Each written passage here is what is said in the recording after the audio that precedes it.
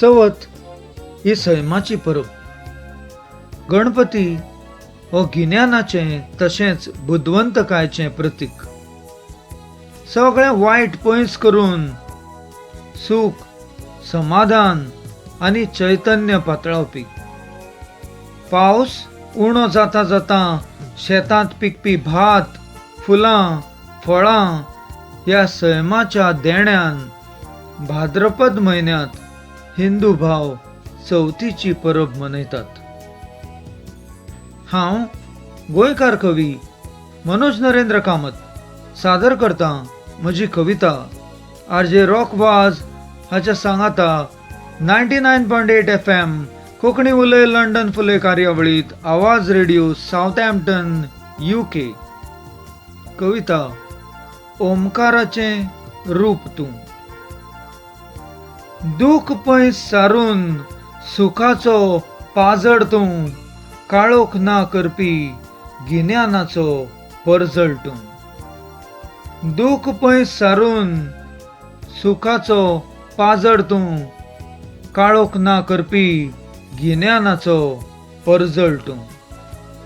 संकश्टाच्या वेळार शक्तीची देख तूं, वायट सोपोवन सगळें जैताची मोख तूं. संकश्टाच्या वेळार शक्तीची देख तूं, वायट सोपोवन सगळें जैताची मोख तूं. मातयेंतल्यान जल्म घेवन राखणेची सया तूं, म्हादेवाची उदारताय गौरीची समजिकाय तूं. मातयेंतल्यान जल्म घेवन राखणेची सया तूं, म्हादेवाची उदारताय गौरीची समजिकाय तूं. दुश्टाक नपैत करून शांतताय दूत तूं, ब्रह्मांडभर पातळिल्लो उर्जेचो स्रोत तूं.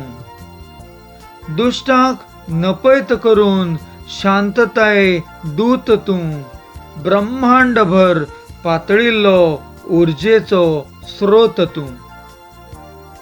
दिव्यत्वाचो आवाट घेवन गणांचो अधिपती तूं, काळजांत वसून सगळ्यांच्या मोगाचें प्रतीक तूं. दिव्यत्वाचो आवाट घेवन गणांचो अधिपती तूं, काळजांत वसून सगळ्यांच्या मोगाचें प्रतीक तूं. ओमकाराचें रूप तुजें एकदंत अशें नांव, सैम सांबाळून तुका माटोळी बांदता हांव. ओमकाराचें रूप तुजें एकदंत अशें नांव, सैम सांबाळून तुका माटोळी बांदता हांव. आत्मरुपान भरून म्हजी वाट तूं कर उजळ, मनीसपण सांबाळ म्हजें जीवसृश्ट कर प्रबळ. आत्मरुपान भरून म्हजी वाट तूं कर उजळ, मनीसपण सांबाळ म्हजें जीवसृश्ट कर प्रबळ.